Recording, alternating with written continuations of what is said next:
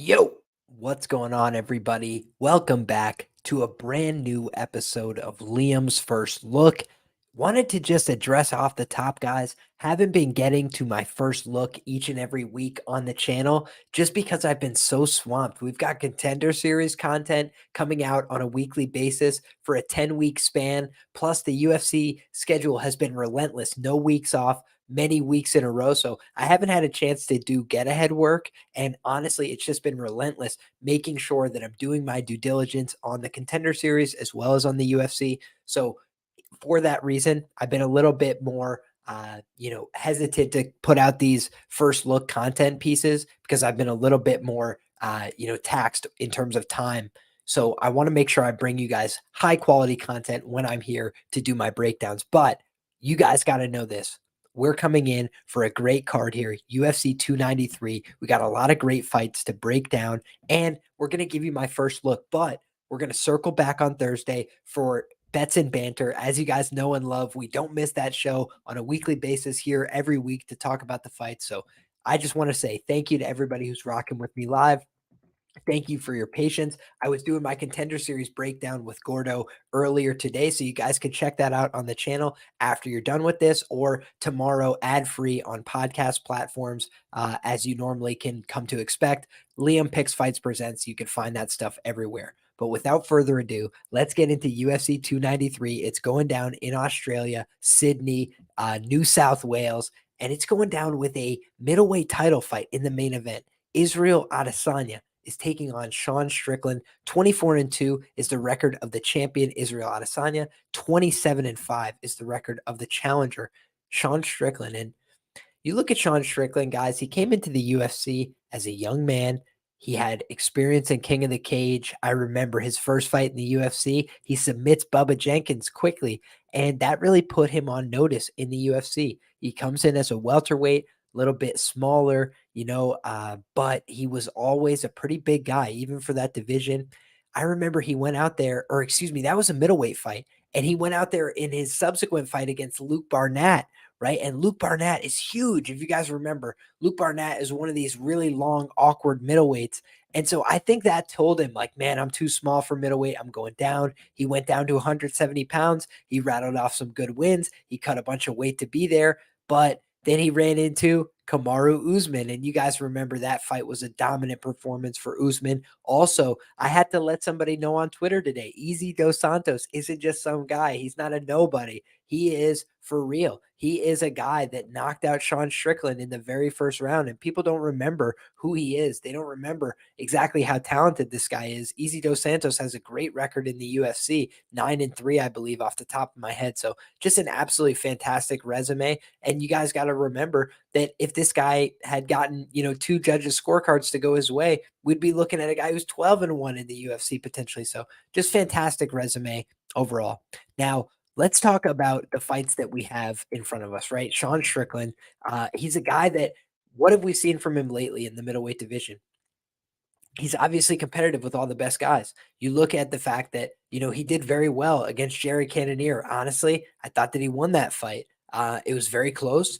He outstruck Jerry Cannonier in that spot, but Jerry Cannonier, more natural power, landed with a little bit more impact. Sean Strickland, not always the most defensively responsible guy. Where else did that cost him? It cost him the fight before against Alex Pereira. And Pereira, we know that he can knock out anybody. The champion of the division, Israel Adesanya, got knocked out by Alex Pereira. Some of the best kickboxers in the world got knocked out by Alex Pereira.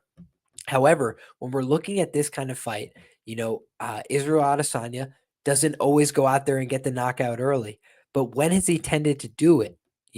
I think that's something that's an important question to ask in this fight. And the answer is against a guy who's super aggressive, like Apollo Costa, who comes out, gets in his face, tries to present himself, tries to, create some opportunities. In that fight, Paulo Costa was getting feinted into, non-action, right? And the thing about Sean Strickland and the reason he lost to Alex Pereira in large part, I would argue, is that he was biting on the feints too much. And so Alex Pereira was getting him to react to feints coming to the body, react to punches coming to the body, and then it opened up that left hook upstairs that we all know how that ended, closed the show with that huge knockout shot. And both these guys, right, can relate to that fact. Getting knocked out by Alex Pereira in New York City in those bright lights of Madison Square Garden, the world's most famous arena, big pressure spot. And Alex Pereira can take anybody's lights out. He could separate any man from their consciousness. One of the biggest punchers in the division. So can't really take too much away from him there. The only two losses via knockout in the career of Sean Strickland are, talking about losses against Easy Dos Santos via spinning head kick in round one and via left hook knockout against Alex Pereira in round one. So he's been very durable, having a lot of fights. He's 14-5 overall in the UFC, so a very formidable record. However, you do see a little bit of a, kind of class difference in some of his wins and his losses, right? He lost to Santiago Ponzinibbio at welterweight when he was on the come up. He actually won that fight that I mentioned against Luke Barnett, but it was via split decision, and it could have went either way. It was a really hard fight. And so I think that's what sent him down to 170 pounds. Ultimately, he lost that next fight to Santiago Ponzinibbio in his welterweight debut, rattled off 3 wins, lost to Kamaru Usman, won a fight against Court McGee, lost to Easy Dos Santos, beat Nordine Taleb, Jack Marshman, excuse me, and then Brendan Allen at a catchweight. And guys, catchweight Sean Strickland has been a problem for people. Maybe because he cut so much weight to 170 earlier in his career, the cut to 185 is still, some kind of small factor for him. Because when you've seen a catchweight fight against Brendan Allen, Sean Strickland looked to have power. He looked to be more dynamic. He was out there throwing heavy shots, and he knocked Brendan Allen all over the octagon and really could have compromised his chin a little bit overall. Sean Strickland also fights out of Extreme Couture, and I want to give credit to Eric Nixick, guys, an elite coach, a world-class coach, 2 world-class coaches on either side of this fight. When you look at guys like Israel Adesanya being coached by Eugene Behrman, it's a city kickboxing party in Australia on Saturday night, guys. Just look at how many city kickboxing fighters, I believe 6 of them, will be featured on the fight card. So New Zealand will be well represented. Australia will be well represented. There'll be a lot of Oceanic fighters. There'll be a lot of Oceanic people. There'll be a lot of support in the building for these different, fighters. So I think that we got to take that into account as well. Sean Strickland, here's one of the things that's troublesome for Sean.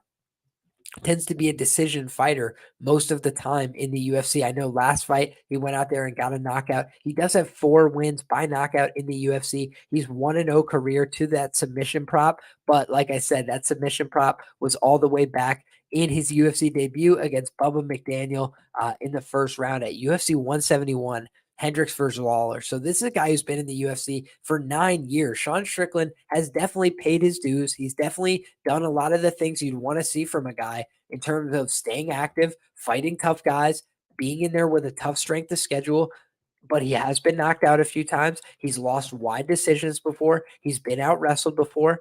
And he hasn't leaned into some of his attributes that would maybe make him a better fighter. Like, why doesn't he wrestle and grapple more proactively in a division where there's a lot of guys with wrestling and grappling liabilities?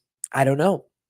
Instead, he'd rather talk about in interviews, jujitsu isn't real and things like that. It doesn't work, but that's not true. And, earlier in his career, he was much more effective with his grappling. I think in the middleweight division, potentially the size and the strength of his opponents has held him back a little bit from wrestling more proactively. But if you look at his training footage for this, I was watching the embeddeds, I was watching his camp and stuff. It does look like Sean Strickland is training his wrestling proactively for this camp, working with Michelle Pereira, throwing him ass over tea kettle all over the room. And Eric Nixick says he's unusually strong. He's at every workout. He's at every sparring session. He is putting in a lot of the work and taking it seriously. So I do feel like Sean Strickland's going to give himself every chance to win. He's going to try and maximize his performance here, but he's got a really world-class champion in front of him. Israel Adesanya is great on the feet. He's got excellent footwork. He's got elite ability to skirt around the outside of the octagon, pick people apart with low kicks, with sharp precision strikes, linear punches, then outside dynamic kicks, spinning shots occasionally, but most of the time it's just those, step outside low kick combinations, using his high kicks, using his kicks to the midsection, using his ability to feint one kick to the body and then bring it upstairs instead. He can use a lot of feints and deception. That's one of the things that separates the city kickboxing guys from a lot of their peers in competition, their ability to feint people into bad positions. And Sean Strickland, unfortunately, has a very reactive defense, in my opinion. A lot of what he does is seeing what you're doing and then responding. He can enforce his game plan. He can bring a lot of pressure. He can come forward and bear down on people. But when he does that, he leaves his chin exposed because a lot of times he's just doing the high guard, chasing people out with the hands. And if you do that against Israel Adesanya, he can make you pay, whether that's with the high kicks like he did against Paulo Costa, or whether that's with moving, making you miss, and then chipping away with low kicks. So I think that Izzy has a bunch of different paths to victory in this fight. I think that's why he's such a substantial favorite here. However, I do think from a money line perspective, it feels a little bit wide from a perspective that Sean Strickland does have the wrestling and grappling advantage. You'd have to think, guys, he's been training since before he got to the UFC, whereas Israel Adesanya had a whole career in kickboxing. He's a little bit more athletically dynamic. He's got the crowd support behind him. The thing is, Sean Strickland, for me, needs to get a finish in this fight. Otherwise, how are we to expect him to get the cards here? It's going to be tough. Israel Adesanya is going to have very vocal support, in my humble opinion. And so I think that, his ability to go out here and potentially, land the more impactful strikes and do damage to Sean Strickland, change the way that he approaches the fight. I think that's a little bit more likely. However, shout out to our guy, Eric, one of the sharp members of the sharpest chat in the game. Appreciate each and every one of you guys that are rocking with us live. He says, are Izzy's age and high activity a possible cause of concern? Eric, I think it's a great point. Izzy always says, dare to be great. He takes on any challenge. He's not afraid of anybody. And he is taking on a guy in Sean Strickland who's coming into this fight with nothing to lose, everything to gain, right? He's a guy that's put in a lot of time, a lot of effort, a lot of energy, and he is the younger fighter in this matchup.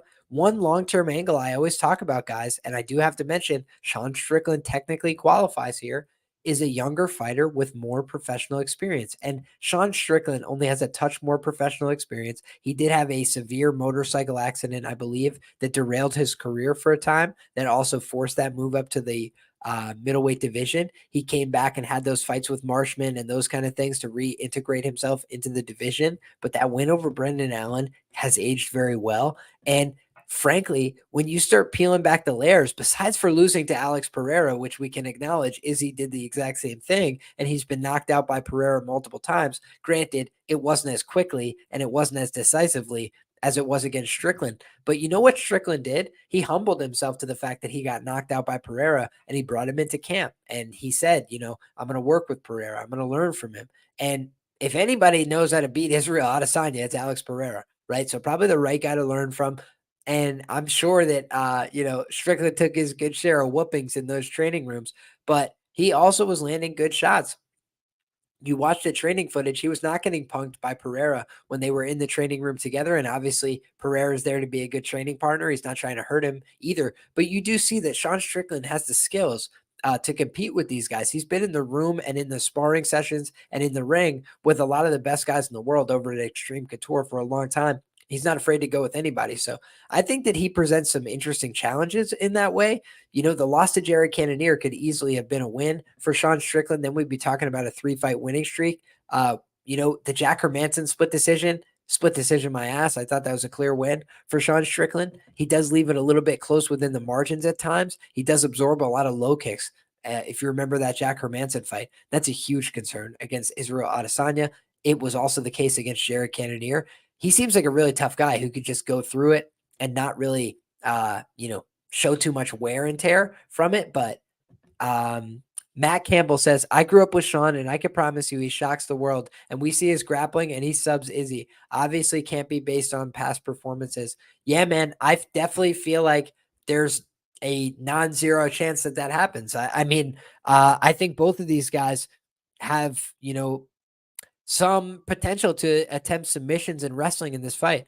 I thought Israel Adesanya was going to go out there and wrestle Alex Pereira in the last fight, because the fight before he did just that. And I thought that he was going to cash that submission prop at some point in his career. He still hasn't done it, but he has long arms. He does have a purple belt under Andre Galvao, and he does look like a guy who's going to attempt submissions at some point in his career. But I'll tell you what about Sean Strickland. He's been doing jiu-jitsu for a very long time. And, if he wasn't laughing and joking about jiu-jitsu isn't real, he almost had Uriah Hall in positions where he could have submitted him, and he didn't choose to take advantage of it. I do think Sean Strickland, if he ever turns his brain on and tries to fight hard and smart, and he's a little bit more coachable, listens to Eric Nixick and everything that he says, and just goes out there and plies it like a good robot, Sean Strickland could shock people. And Izzy is 34. That is starting to get to that age range where people start to fall off a little bit. I would give Izzy one more year. He's still, not taking that much damage in his MMA career. He kind of came up the right way, got a lot of experience regionally, and then he's only had a couple of real wars, real protracted, dangerous fights. And even if he goes to war with Sean Strickland here, he might be able to take the shots and keep coming forward. People win their neck fights after going on Rogan. The lines are crazy on this matchup. Shout out to you, Crystal. I don't hate that. As a look, I mean, Cheeto Vera went on Rogan and got smoked by Corey Sandhagen, but I do see your point. Broadly speaking, it's great for your exposure. And Sean Strickland, he's a guy that I think he got on Rogan in part because they knew that he was going to get this fight as well. And they wanted to get his story out there a little bit. I mean, he's had a really harrowing story. And so it would be somewhat inspirational for Strickland to win, but he's also a bad guy, a villain, a heel. And we've seen a rematch sells, guys. If he did beat Adesanya, they could easily sell it again in Sydney. They've got a long contract with these guys to do multiple fights. And the other thing is du Plessis waiting in the wing. So if there is a win for Adesanya here, there's another easy middleweight matchup lined up, ready to go right out of the package with du Plessis in the next shot. So I feel like either way, we're in for a treat here. I kind of lean towards the under. I think Sean Strickland's path to win this fight is inside the distance, guys. I do not see how he's going to get the judges to give him one in Australia. And conversely, I think Izzy is going to try and time trial this. I think he's going to try and be faster than Pereira. I think he's going to try and go out there and put on a master class. That's what he said in his own words. And if that's the case, I think he's going to try and catch Sean Strickland out of position, feint him into a bad spot, and kick him in the head. And he's done that to guys like Paulo Costa before, guys that want to come out and be aggressive and get in his face. And, as a big favorite, that's kind of what he's expected to do as well. So for me, middleweight fight, two guys that are historically durable, but they're both projected to land a lot of strikes in a fight like this, especially if it's projected to go over. So for me, give me this fight not to go. Give me this fight to go under. I feel like we're going to get a violent finish here, and I feel like more often than not that comes from Israel Adesanya. But I'm not going to sleep on Tarzan and Sean Strickland, because the one thing is, guys, he is a guy that if you get him out of there, it's normally in the first round. But after that, the guys that have beaten him, they've taken him down. They've kept him at the end of a jab all night, like Santiago Ponzinibbio, and mixed in the wrestling and the physicality and outmuscled him. And maybe Izzy could do that, but do you see that happening at a super high clip? The one thing about Izzy is he took a lot of damage in that Pereira, series, right? The last two fights that he had with Pereira, even that last fight, it was a very competitive round one where he did well, but I bet Izzy in both fights against Pereira, and I was, clenched, right? I was like, oh, we're still nervous in round one, but it was round two where he played a little possum on the cage and was able to catch him. Maybe he does the same to Strickland here. Strickland does like to work on the cage. He does like to try and push people back there. He does like to try and throw really hard shots against his foes when they're backed against the fence. That's when Strickland tends to unload with his offense.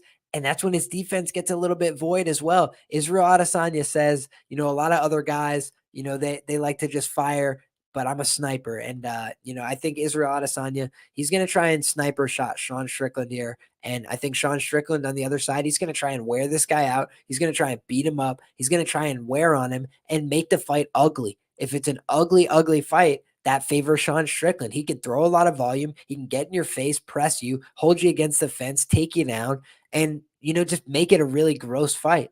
But if he decides to keep it at space, do what he did against Pereira, fight with his hands down, fight with the ego, he's getting brutally knocked out here, in my humble opinion. So for me, I like that under. And that is my lean here on the main event of the evening. Let's kick it over to the next fight here on the card, guys. And if you guys are unfamiliar, for our first look, we always go over the fights from the main event on down. But when we do bets and banter, we start at the bottom of the card and work our way on up. So whichever format you prefer, we have both of them throughout the course of the week. So stay tuned for that later on. But next up, guys, we got the co-main event of the evening. And I'm torn on this one, guys, because if you guys follow me on Twitter, I did release yesterday that I've had a lot of success betting on both these guys. Alexander Volkov is a guy I've bet on the money line. I bet on him on props. I've had a good read on him most of the way throughout his career. I bet him small as a dog against Aspinall. That one looked like shit, right? But in any case, the thing about Volkov is Volkov has a lot of skill. He's got a lot of talent. He's got a lot of experience. He's got a lot of physical gifts. He's a huge man. He's long. He's tall. He keeps a very long distance from his opponents. He's got good teep kicks to the body. He's got good round kicks to the body at times. And the thing about Volkov is he's done so much fighting at a high level, guys. He's had 46 professional fights now and at a very high level. I think the problem that I have with Volkov, he's 10-4 in the organization, one loss by knockout, one loss by submission, two losses by decision. So very credible results. You look at his last two fights: win over Alexander Romanov via TKO, win over Jairzinho Rosenstrike via TKO, both in the first round. So Volkov has looked, arguably career best his last two fights. I thought he looked like he was on all the steroids in the world before the Romanov fight. And I thought that Romanov looked like he was coming in, out of shape. I said that he dressed like he was Jake Collier for Halloween, and it was not a good look for him. He came in looking doughy. He came in looking soft. And, we bet Volkov there as a plus money dog. And my only regret was that it wasn't a 10-unit play because Romanov had no business in that octagon with him. But that also is a caveat on that win. Romanov was underprepared. I noted in my breakdowns for that fight, Romanov had no camp, guys. He had no training partners. He was literally training by himself in Romania, like going gym to gym, doing his own thing. Not a recipe for success in the UFC against a real fighter. And so you look at a guy like Volkov, he's trained with a ton of high-level guys over the course of his career. None of that is going to be a problem, right? He's got all the skills. But the thing is, he looks slower now. He looks like he's a little bit more plodding. And, against a Jairzinho Rosenstrike and a Romanov, where he's way bigger than them, where he's way more physically strong, where they're kind of afraid to engage with him on the feet. And Rosenstrike tried to engage with him, but the problem was, Rosenstrike was just so much smaller than them guys. He looks like a guy who should be fighting at like 215, not a guy who should be fighting at 265. And Volkov, on the other hand, looks like a guy who's every bit at 265. He's got all that back. He's big, he's strong, he's physical. But a guy like Aspinall, who's also strong and physical, was able to just level him with a takedown attempt out of nowhere because he looked so slow and plodding. And even if you look at the Cyril Gane fight, he was competitive for points in that fight. But then there just came a point where the athleticism gap was so significant and he just looked slower. He looked older. The Marcin Tybura fight, he looked good in terms of the fact that he defended all the takedowns. He kept it upright. He did everything he wanted to. He won a clear decision. But he also looked like a guy who was like a recent father and like busy, and like starting to lose his hair and starting to look a little bit older. And you can't blame the guy. Let's talk about the fact that he was having title fights in Bellator all the way back in 2013. Okay. So 10 years ago, this guy was having world championship fights, and it's 10 years later, and he's been knocked out by Derek Lewis in the third round. And that basically set his career on a bad path. He beat Greg Hardy, via decision. He's like the only guy to not finish Greg Hardy. I mean, what in the fuck, Volkov? And that was in Moscow. So maybe the Russian mob was involved. I'm just playing. Don't get to me, guys. It's all good. I'm just playing. Curtis Blades, right? You look at that fight, and Curtis Blades, we've seen, if you got real power, you could knock him out. He hurt him several times, and he got taken down over and over and over again. And he pushed him there. He made it a really hard fight, but Volkov just showed his finishing didn't translate at the highest level. And when you look at the Overeem fight, Overeem's kind of done. Walt Harris fight, Walt Harris is kind of done. Um, so I just feel like contextually, Volkov's resume is great, but it's starting to slow down a little bit. I feel like the guy who beat Fabricio Verdum is gone. I feel like that guy was a different guy. And I feel like now he's still a solid test, a solid veteran, very good. And he could beat Tai Tuivasa. He's got way more experience. He's way longer. But I think Tai Tuivasa is still a live underdog in this kind of fight. 14-3 career to the knockout. I mean, this guy is a problem. Okay.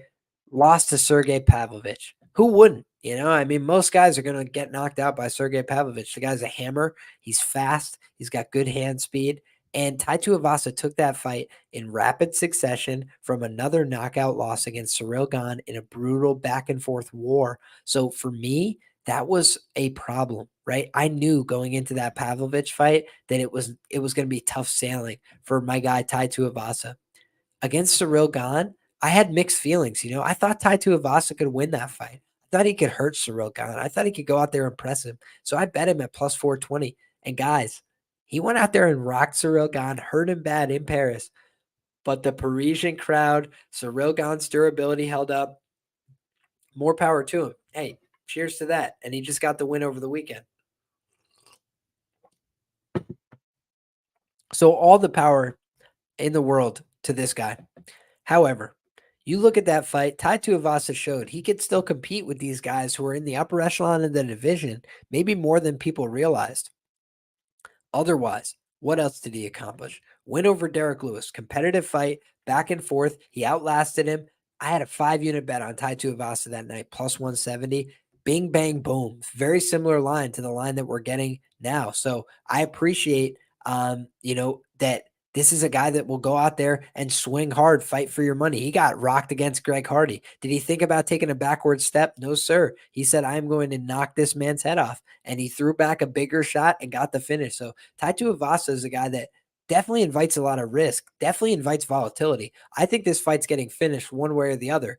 But it's also a case of Tai Tuivasa can knock anybody's block off. And he's at a big plus money price here.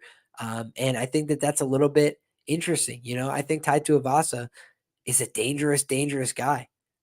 Shout out to the mayor of Midville, says Tai took so much damage in the last 2 fights. I agree. But thankfully for Tai Tuivasa, he took 9 months off between this fight and the last fight. Whereas prior, he fought Cyril Gane in a 3-round war, back and forth fight, took a lot of damage there. And then 3 months later, fought the hardest puncher in the division, Sergey Pavlovich. I mean, that's only going to go one way. But I think if you run back Tai Tuivasa and Sergey Spivak today, I think, Tai Tuivasa has a much better chance in that rematch than he did at the time. His grappling, his wrestling has improved significantly. And it's not to say that he's a world beater there now, but it's just to say his athleticism, his coachability, his willingness to learn, he's still got a little bit of extra fat. He's always going to have that fun-loving personality, but I think that he really does have something to offer. Shout out to our guy, Hype MMA, says, you're the man, Liam. No matter the time, you're getting it done. We always say on this show, on this channel, we do not sleep when we are tired. We sleep when the job is done, my brother. So appreciate you being here. Thank you to everybody who is rocking with us live. Thank you to everybody who catches this on the replay as well. God bless each and every one of you guys. And I hope that you guys enjoy the fights.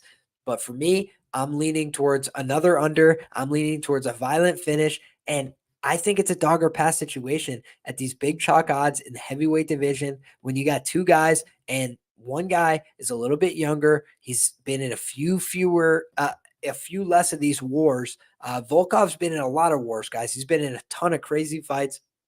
back and forth. He's been knocked out several times as well. And so he's got the length, he's got the tools. But we've seen even in a fight where he is fighting perfect, where he is up on the cards, where he is doing everything right, he can lose a fight in an instant, like he did against Derek Lewis. He could blow it late. He could just fight foolishly and give a fight away. And that was when he was closer to his prime. I think he's a little bit further from there now, personally. And so I think Tai Tuivasa, still 30 years old, still has star potential. They're putting it in his own backyard. Volkov has to fly all the way across the world to do this fight. I feel like they're trying to set up Tai Tuivasa for success, and he's a big dog here, so the pressure's not on. It's a little bit more of that, no risk situation for Tai Tuivasa against another top ranked guy in the division. And I feel like Tai Tuivasa knows that he needs to get this one done. So give me Tai Tuivasa to shock the world. Next up, folks, we've got Manel Kape taking on Felipe dos Santos. And I got to say, guys, Felipe dos Santos, who are you? I'm not trying to be rude. I'm just trying to be truthful with you guys as my audience. I don't really know of this guy very much. He was supposed to fight Edgar Chairez on the Contender Series, but Chairez ended up getting signed to the UFC. He was supposed to fight Luciano Pereira, and Luciano Pereira botched his weight cut, apparently, as well. So that was a fight that I didn't tape on the Contender Series for whatever reason. I guess I knew it was canceled before I was getting around to taping it. So in any case, I have to do my due diligence on Felipe dos Santos, guys. I don't know enough about him to really say which way I would go on this fight. But let's just do a Tapo scan. I'll do a little Tapology betting for the homies. And I think that this should be an interesting way to discuss this fight. Number one, first thing that stands out, shootbox Diego Lima guy. So what does that tell us? It means he's going to be a guy who's probably willing to go out there, stand in the pocket, trade some shots, willing to get in there and fight, not going to be afraid to take on a little damage, and also going to be pretty proficient on the ground, typically, when you're looking at these shootbox Diego Lima fighters. However, he's 1-0 in the LFA. He was fighting on Brazilian Fight Series, Arena Pride MMA, Shuto Brazil, NFC 17.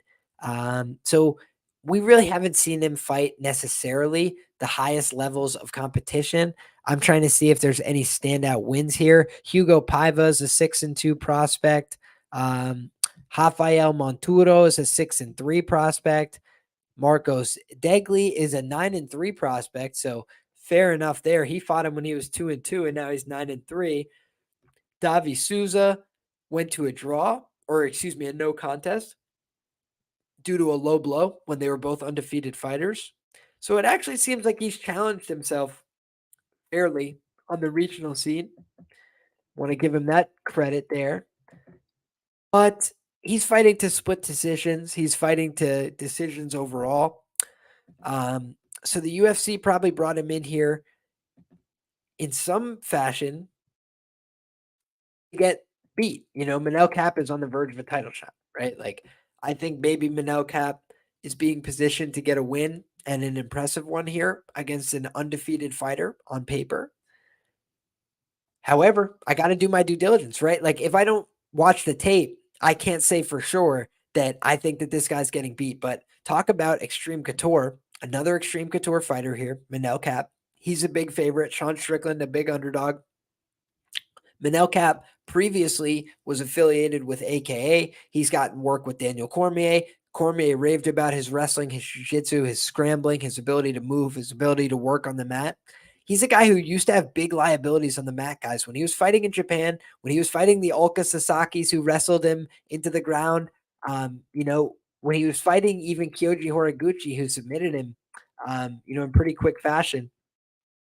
I think that those things all spoke to the fact that his ground game wasn't really UFC ready at the time, but he's done a lot of training in the US. He's done a lot of work with good high-level wrestlers, scramblers, grapplers, and I feel like he's put himself in a much better position to win UFC level fights. And you look at this fight on paper, he's got way more experience, especially at a high level, especially at a relevant level, compared to a guy like Felipe dos Santos. And Felipe dos Santos is just 22 years of age. He's still got a lot of growing to do in the fight game. He's still got a lot of experience, to gather. And Cap, on the other hand, he's fought in Ryzen. He's fought in main events. He's fought in big fights. He's fought in title opportunities.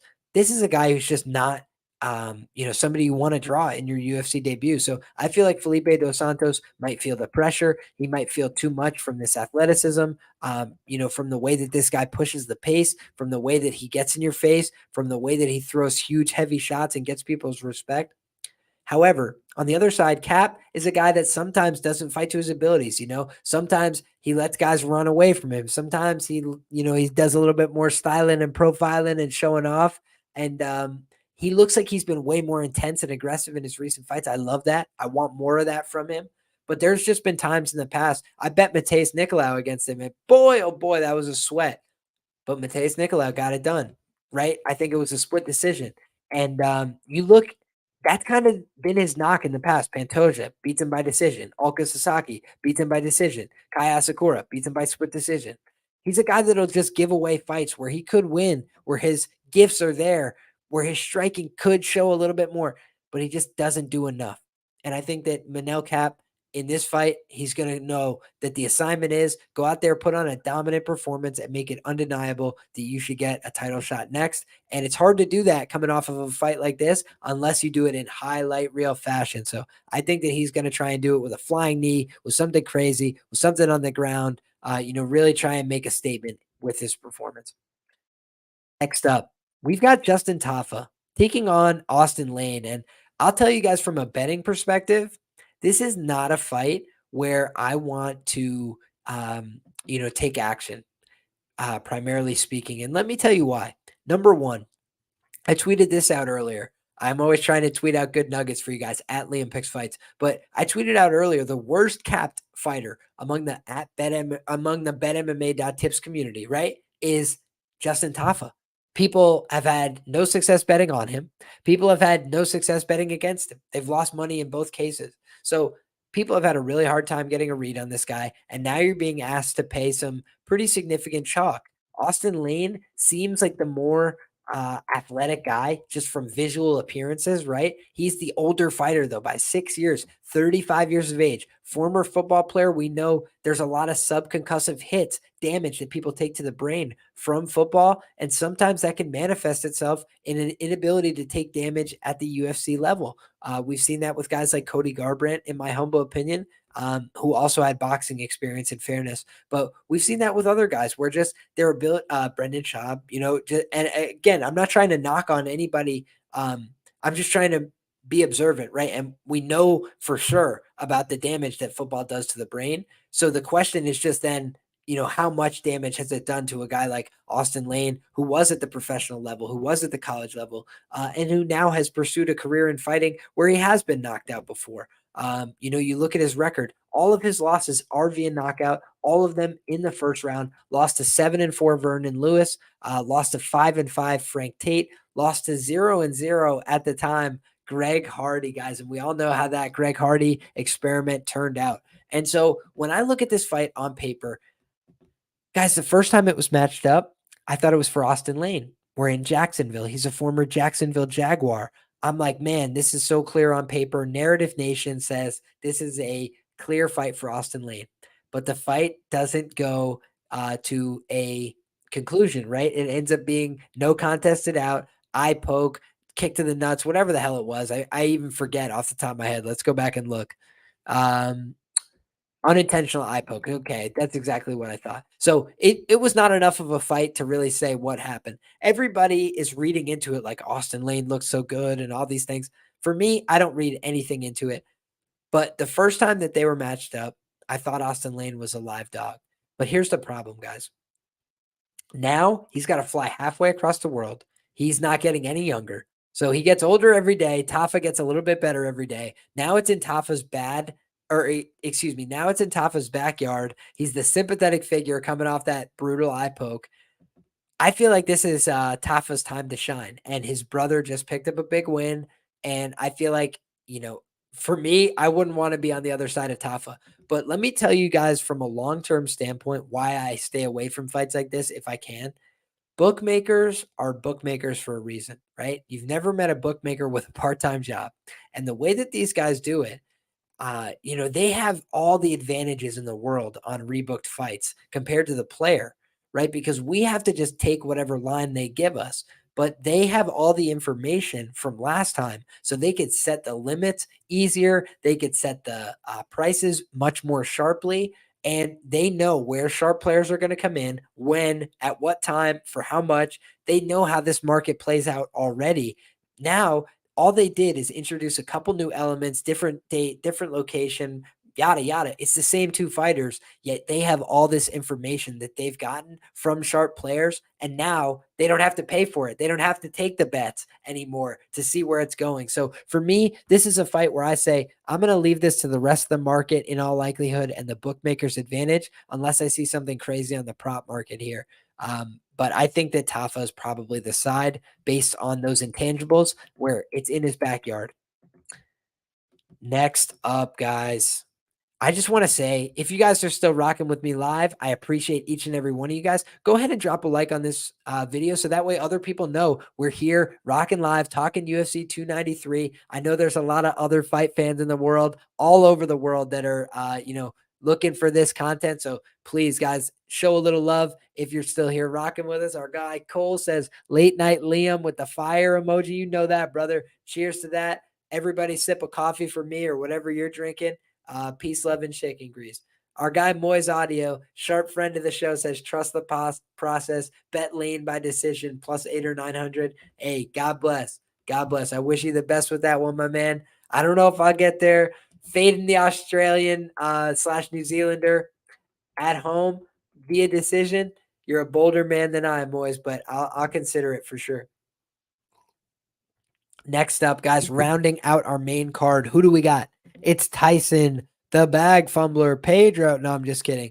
It's Tyson Pedro, 9-4, taking on Anton Turkalji. And Anton Turkalji seems to be the Twitter play of the week this week. And I kind of understand it because Tyson Pedro, he's fumbled the bag for you, right? If you bet him as a favorite in the UFC, this guy has just cost you oodles and oodles of cash. He's fumbled as a big favorite. He's fumbled as a closer favorite, right?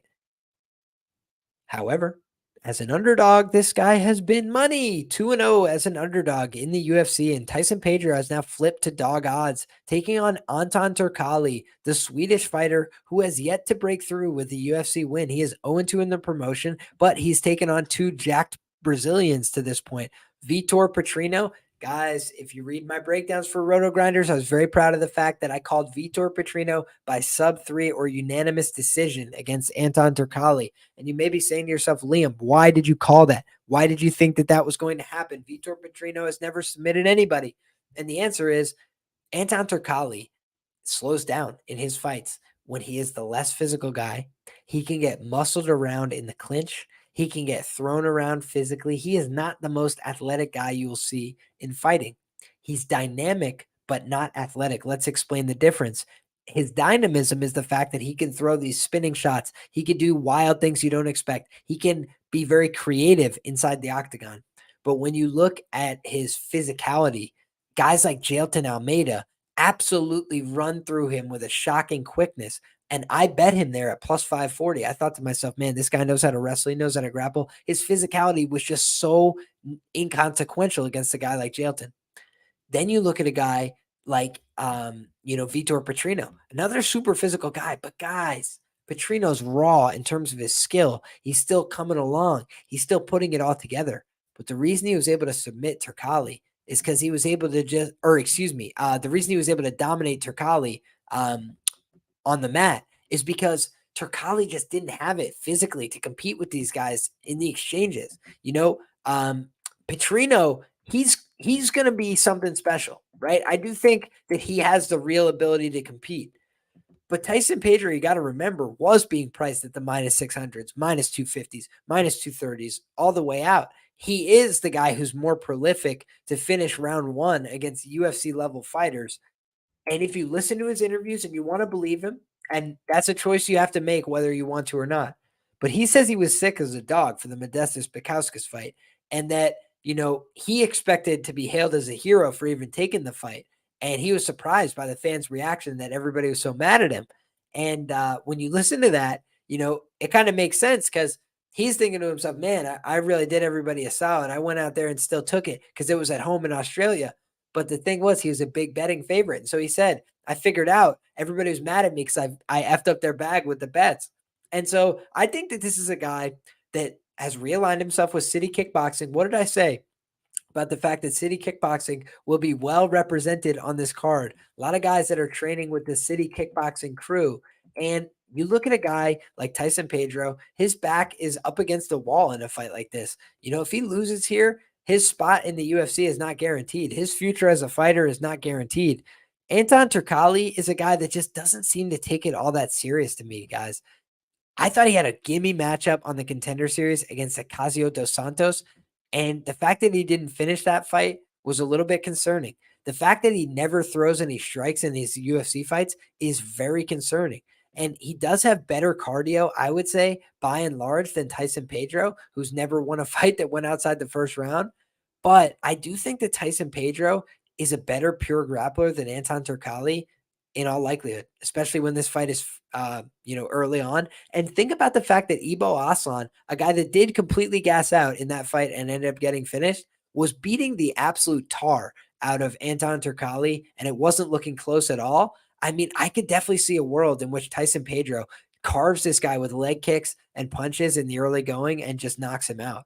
So for me, I feel like Tyson Pedro is probably the side in this fight at plus money. I understand why people took the shots on Turkalji at plus money. Plus money upside in a light heavyweight fight with a lot of volatility. I can understand that with either argument. Your argument is, hey, Turkalji's going to outlast him. He's going to have better cardio. He's going to push it down the stretch. He's going to outgrapple him. Okay, fair enough. I can see that world. But if you also said to me on the other side, hey, I'm taking the plus money on this guy Tyson Pedro because he's normally being priced a minus 250 favorite in the UFC. He's normally the guy who's got more finishing equity in round one via knockout and via submission. And he's beaten real credible UFC guys like Paul Craig, whereas Anton Turkalji has no UFC level wins except for Ibo Aslan back in the day in a fight where he was getting his ass whooped. So, for me, it's just a competitive fight and probably lean towards plus money on either side. Next, if Anton subs Pedro in round 2, I will be betting Pedro on Dana White Contender Series. Fair enough, my brother. Fair enough. Next up, we've got another City Kickboxing representative. It's Carlos Ulberg taking on Da Un Jung. And Da Un Jung is a good fighter. But he's still a work in progress for me. And there's some flaws in his game that are just so apparent, right?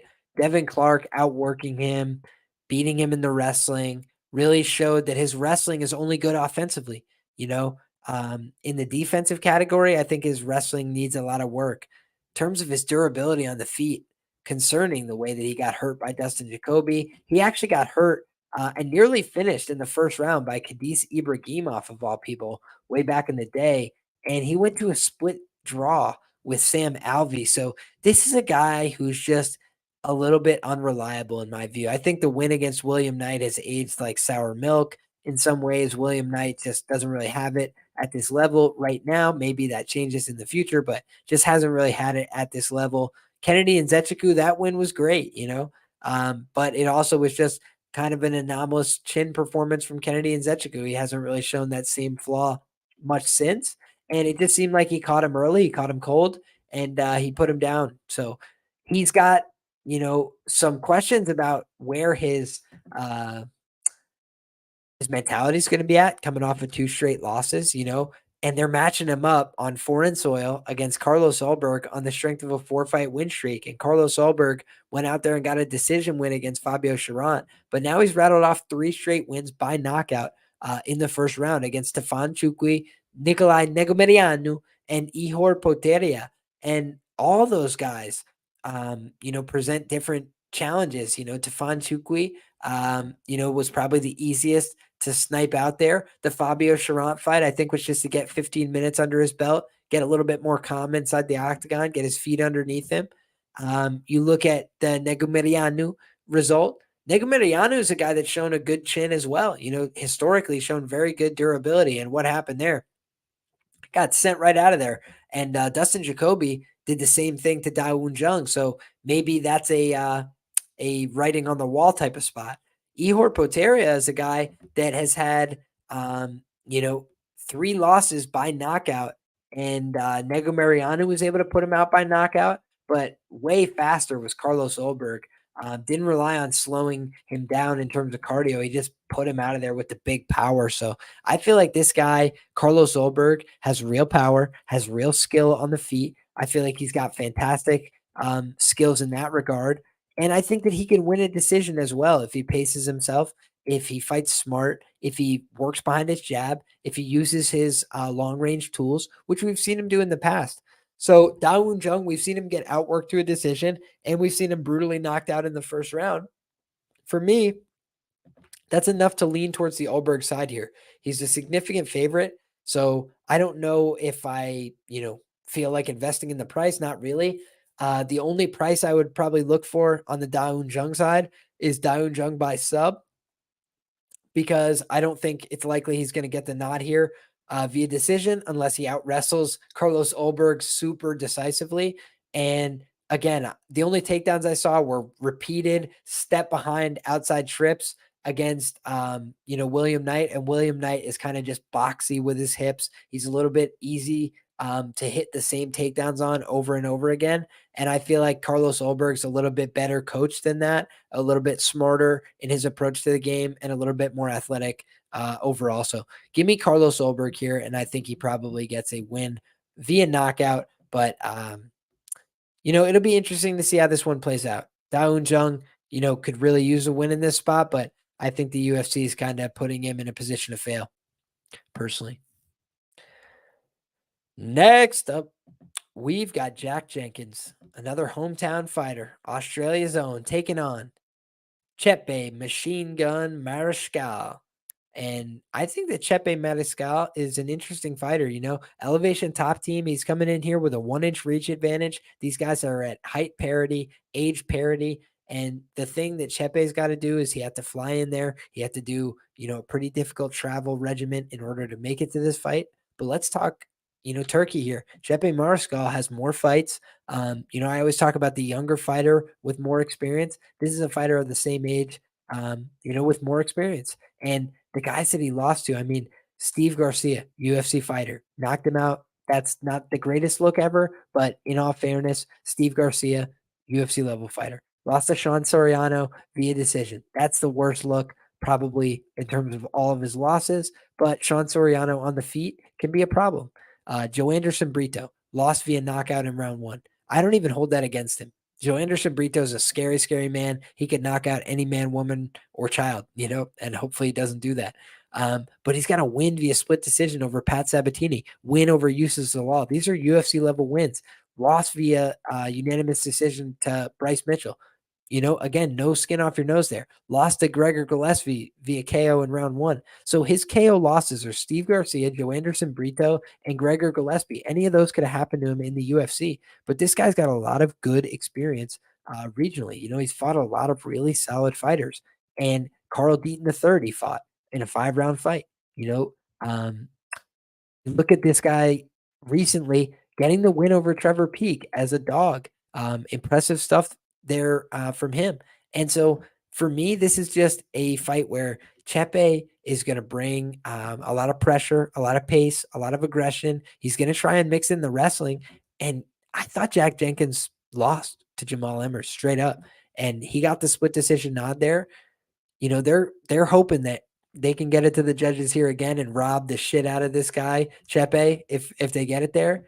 I think they brought him in as enhancement talent personally, but I think Chepe, didn't get the memo that he's brought in as a B-side to lose all these fights. I feel like he's going to bring his best. I feel like he's kind of peaking at this point in his career, and nobody expects him to compete here at all. So looking at the odds, Chepe is a if I could find a line here. He's like a plus 185 underdog now. Let's see if that tips that 2-1 number, and I might even be interested in getting involved. But we'll see how it goes. Jack Jenkins, great low kicks, great, or I should say solid enough boxing combinations, pushes the pace, pushes the pressure.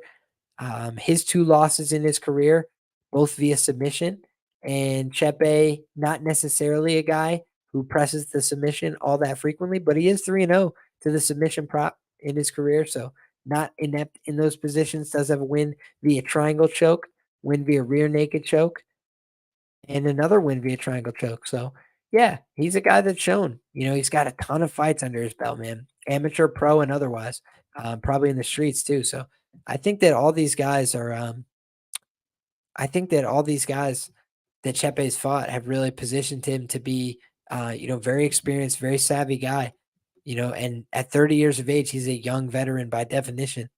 So interested to see what he brings to the newcomer here in Jack Jenkins, who's still getting his feet wet in the UFC, who's still putting it all together as far as I'm concerned. But he does have a good sprawl game. He does have some good skills. Overall, on Australian cards, there hasn't been any dodgy judging at all, and actually in Perth, they judged the locals more harshly. Shout out, brother. I appreciate that nod.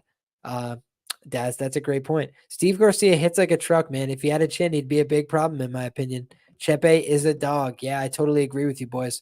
Shout out to the chat. A lot of really sharp opinions here. If I miss anything that you guys say, if I miss a question that you have or whatever, just go ahead and fire it off again. Anything like that. Drop a dono, make sure it gets my attention. I'm happy to answer any and all questions that you guys have.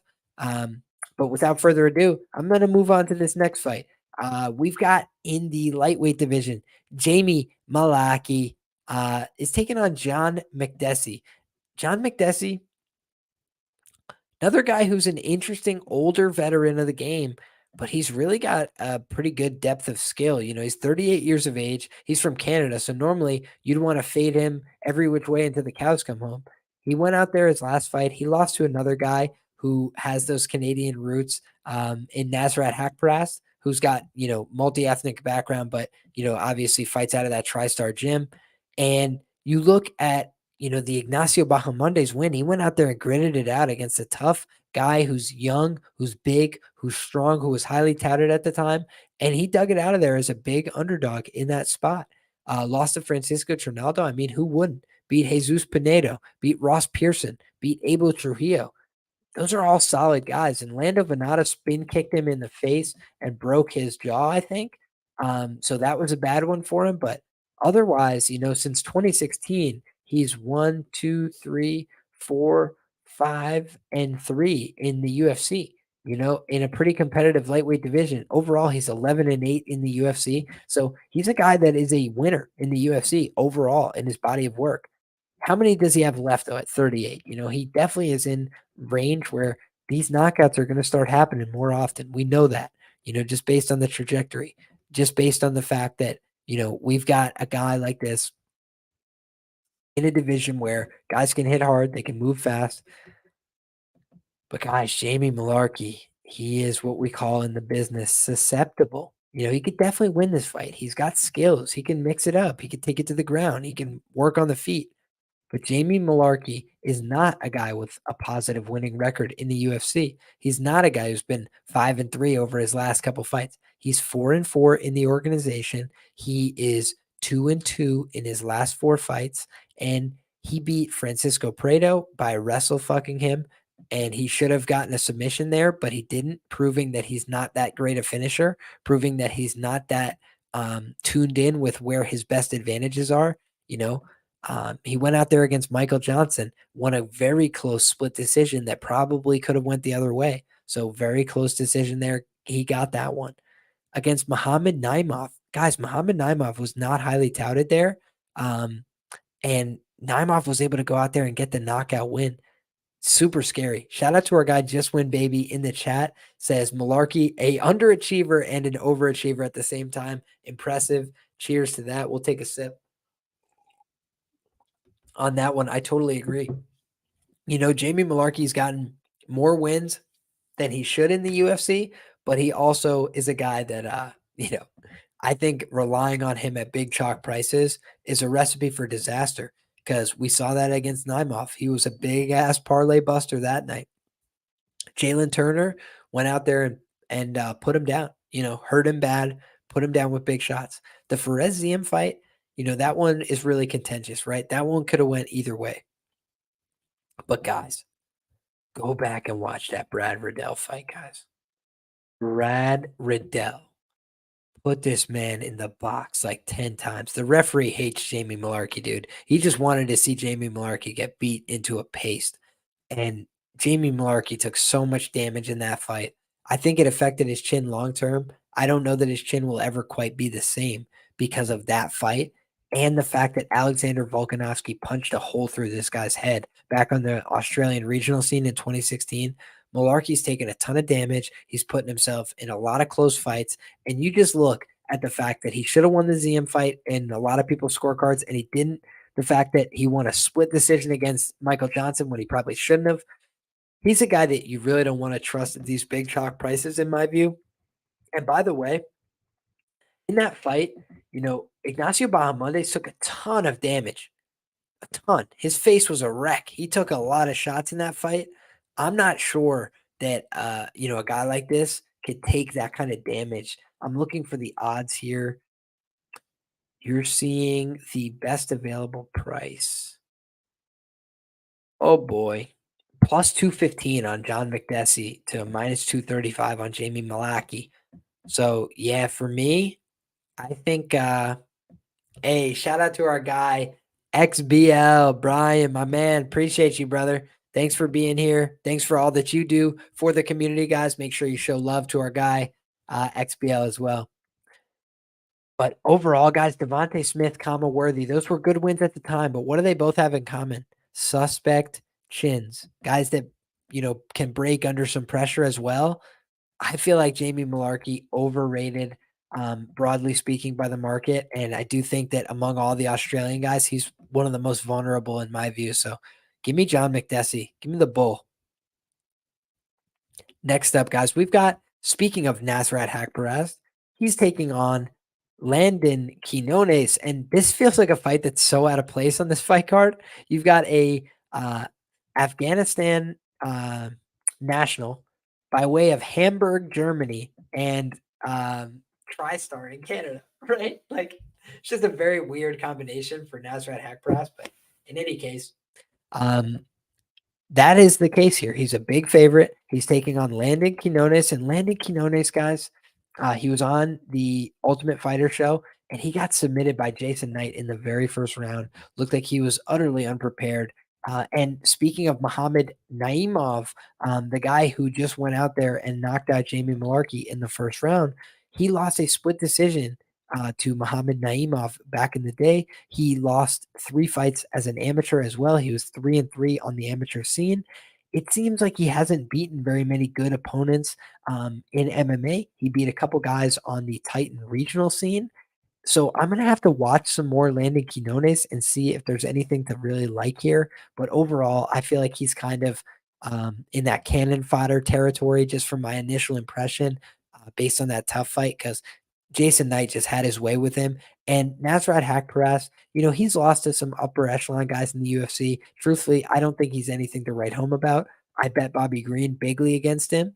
But the win against John Makdessi is a more credible win than any win, that Landon Quinones has ever had in his career, in my humble opinion. As for Dan Hooker, that's another tough fight in the lightweight division. That's a guy who's like previously ranked. And I think that you look at Rafa Garcia, that's a good win. That aged pretty well. Alex Munoz, that's not a great win in my view. I feel like Alex Munoz is a pretty vulnerable guy, but in any case, it's a fine win. Nothing wrong with that win. The loss to Drew Dober, we can forgive that. Joaquim Silva, good win. So overall, I feel like he's put together a pretty good body of work. Yes, he should be a favorite here in this fight. Maybe not so wide, but I think he's going to get the win. Nas decision next. Don't take the trap KO, says our guy. Just win, baby. Very sharp mind, so fair play. Landon Quinones may just look for that moral victory of making it to the scorecards. But again, feels so out of place to have this fight on the Australia card when neither one of these guys seems to have any connection to the area. Excuse me. Next up, we've got Blood Diamond taking on Charlie Radke. Blood Diamond, very inexperienced. Very, very inexperienced. He's 35 years of age. And so I'm automatically looking at Charlie Radke here. Why? He's the younger fighter with way more experience, double the professional experience. Blood Diamond is another one of these guys that trains with the city kickboxing crew. You know, but boy, oh boy, losing to Orion Kosi, not a great look. Losing to Jeremiah Wells, fair play. Losing to Sharupdin Magomedov in kickboxing, that's also fair play. So I'm not even taking anything away from the guy, but just overall, he's not ready for this level in my view. It looks like he is a little bit too foot slow. It looks like his grappling is suspect and or non-existent. And it does look like they've matched him up with a guy like Charlie Radke, who's coming out of MMA Masters, who's 2-0 career to the sub, 3-1 career to the knockout. His loss via knockout is to Justin Montalvo, who's 5-1 to the KO prop, 5-1 overall. His only loss is to Archie Colgan, who's a real threat. Watch Archie Colgan in Bellator. That kid is a effing hammer. He is from the University of Wyoming. The world needs more Cowboys, baby. Archie Colgan, Bryce Money Meredith, they're coming to take over the game. So watch that space. That's a Sarah Longo guy, and he's really good. He's a quality fighter. So that loss to Montalvo, I forgive that. The other losses, Chris Gonzalez and Bellator, fair enough. Austen Bud Hubbard, runner up from Tough. So I feel like this guy, Charlie Radke, is probably a deserved favorite here. He was supposed to have a grappling match with Joe Pfeiffer, shows that he's willing to get in there, throw down, put his grappling to the test. And if that's the case, guys, I feel like he's probably going to expose Mike Mathia, who's just not good on the mat and who looks really suspect in both his decision making in the wrestling and grappling and also his ability to defend himself at high level. So Radke ITD should be minus 1 million. So me and my guy just win seeing this one the same way. I got to do a little bit more tape study, but for me, it feels like a Radke or pass situation, even though he's a big favorite. I just think Mike Mathia is probably not long for the UFC. Yeah, I just don't think he's very good. Next up, we've got Shane Young taking on Gabriel Miranda. And this is a fight where, I'm probably going to look towards violence, guys, because I feel like both of these fighters are liable to, make a critical error and lose the fight in devastating fashion. Shane Young, he's never been submitted before, but I would argue that Gabriel Miranda, black belt in Brazilian Jiu-Jitsu, very prolific first-round submission finisher, is probably the most dangerous submission threat that he's faced since Alexander Volkanovski. And that was Volk back in 2017 when he hadn't really put together all that experience on the mat, and most of what he did was wrestle people and then beat the shit out of them with punches in the face.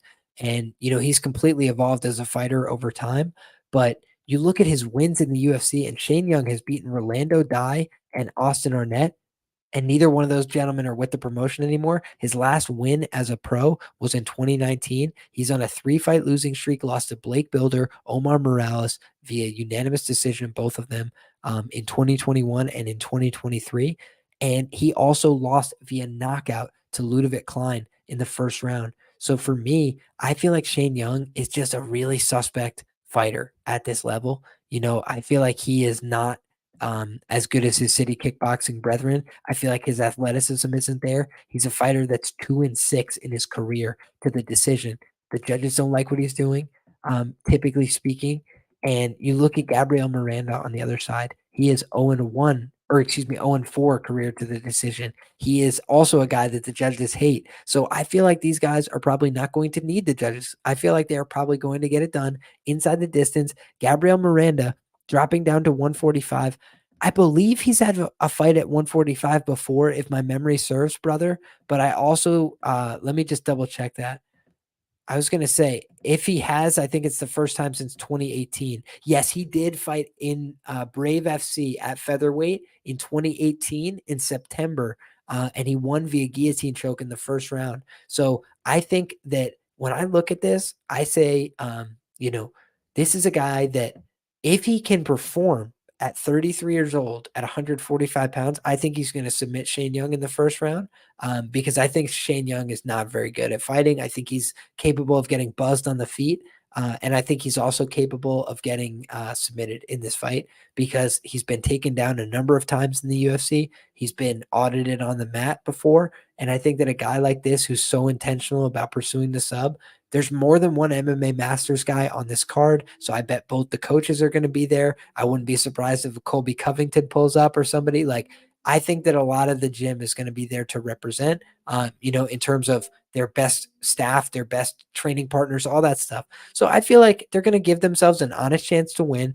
Radke's a big favorite. Miranda's a dog. And I feel like I'm looking at the Miranda side here. I'm tempted by the underdog price, but I really prefer the violence because I could see Shane Young knocking him out. Miranda slows down. He gets tired. He doesn't really put forward his best foot in the later rounds. And I think if you do that against Shane Young, maybe the crowd roars on Shane Young to a UFC finish. But he only has one UFC win, or excuse me, one UFC finish, two UFC wins. So there's not a huge data set for how Shane Young wins fights. And when he has tended to win in the past in his career, he does have 6 wins by knockout, 4 wins by submission. And so, you know, I think that this is an interesting one where you could be a little contrarian. On the other end of things, guys, let's just look at Gabriel Miranda's UFC run. He is 0-1 in the promotion. He fought Benoit Saint Denis, who people are talking about as a potential future title challenger. Now, after that domination of Thiago Moises that we did call perfectly on this show last week, we said it was going to be a knockout as well. And when you look at a guy like Benoit Saint Denis, he's a hammer. He's a beast. And this guy, Gabriel Miranda, took him down. He put him on the ground. He put him in some awkward situations. He threatened him with the guillotine. He hit him with a big elbow. He seemed to rock Benoit Saint Denis. So you're telling me he doesn't have a chance to beat a guy like Shane Young? I don't believe that. I feel like Shane Young, one of the most vulnerable guys from the city kickboxing crew. So both of these guys, the one thing I'll say is Gabriel Miranda didn't need to go out there and take that second round whooping from Benoit Saint Denis. His corner did him no favors there. He was just sent out there to get knocked out after he was already brutally hurt in the first round. And I feel like, again, live to see another day. They should have let their guy get off the hook there, and instead they sent him out there to slaughter. And I think that wasn't right. And I think also it could potentially affect his durability long term. So again, for me, leaning towards the unders here, and I actually personally think Miranda submits him in the first round, but I think that if that doesn't happen, Miranda slowing down and getting knocked out, very likely here. And he also could have a worse chin just from cutting to 145, and he could get knocked out kind of like a Kevin Kroom in the past, where he had a decent enough chin up a weight class, and then he came down and he just got knocked out by the first few punches. All right, last up, guys. I have very little opinion to offer you because I need to tape this one. We've got Kevin Jousset taking on Kiefer Crosby. So what you're going to get is Liam's Tapology breakdown of this fight. Number one, we're Kiefer Crosby fans already because he's repping Dublin, Ireland, Dublin, fucking Ireland. Whereas on the other side, we got Kevin Jousset representing Francois by way of Australia. So I think of Kevin Jousset as, the least marketable member of City Kickboxing, right? He is of French extraction, but he's a guy that has had, most of his fights on the Australian regional scene. Seems like he has fought good guys, fought Jack Della Maddalena, fought Caleb Rideout, 6-2 fighter at the time, now 7-3. And so he fought a couple decent guys, but he lost to those guys. His best win is against 11-2 Prikis Foganalo, who is 40. So good record, but old guy, really at a systemic disadvantage there. And Jousset got dirty boxed, hurt, and out grappled by a 40-year-old dude on a 5-year layoff. Yeah, that's my point, brother. So I have to tape this a little bit more, but just looking at it on paper, I am not impressed at all by Kevin Jousset. And I feel like he's probably a guy that I will look to fade long-term in the UFC. On the other side, we've got Kiefer Crosby coming off a win over Aaron Chalmers in an exhibition boxing match. That's hysterical. He beat Cowboy Oliveira via knockout in the first round. That's a really impressive win, actually. And then the win before that was against a complete fraud. He lost to Georgi Karakanian via finish in the first round. Charlie Leary via finish in the first round. He beat pretty solid fighter Yemak Furtado in Bellator, Hugo Pereira in Bellator. Lost via illegal knee to Mike Jackson. That's fair play. You know, it seems like he's got a solid enough record on paper. His amateur run was, oh boy, shit. He was real bad on the amateurs, but had a lot of fights, got the bad fighting out of his system, or so it would seem. A lot of experience on the Bellator scene. So Kiefer Crosby seems like a guy who's either going to be ready to go right now at 33 years of age, or a guy who's just never ready to go at this level. Physically, he looks to be in great shape. From the Instagram stock, he looks like he's ready to go. And because he's Irish, I got to go with this guy. I'm freaking biased as shit, but he's a guy that has, a loss via disqualification, fair enough. A loss via doctor stoppage, fair enough. And a loss via arm triangle choke against a guy with, 30 more fights than him in Georgi Karakanian. That's fair play to me. So he's challenged himself a little bit more than you say, in my opinion, especially recently. And I think that could end up paying dividends. So give me Kiefer Crosby in a little bit of an upset in the early going. But again, that's one where I'm going to revisit and maybe tape tells me otherwise, but just a gut feeling there.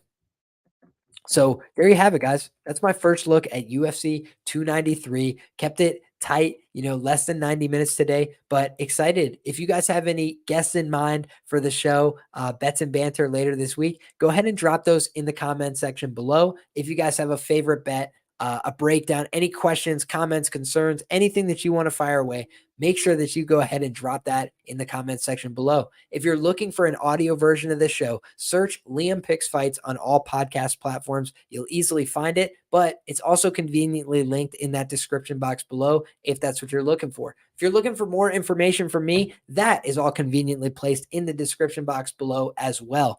Plenty more content coming from me on YouTube this week, but you could also find updates about everything I'm doing on Twitter at LiamPicksFights.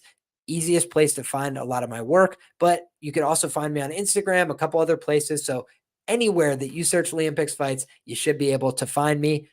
Thank you guys so much. I appreciate all the support. It is 3:13 local time, and we still got 48 people rocking with us live. So make sure there's at least 48 likes on this video as you guys tune out for the day. Make sure that you're subscribed to the channel if you're not already, and make sure that you show some love. Tell a friend about the show. Drop a retweet if you can. Just anything, any small little thing. It never goes unnoticed. I truly appreciate all your help and support. It goes a long way.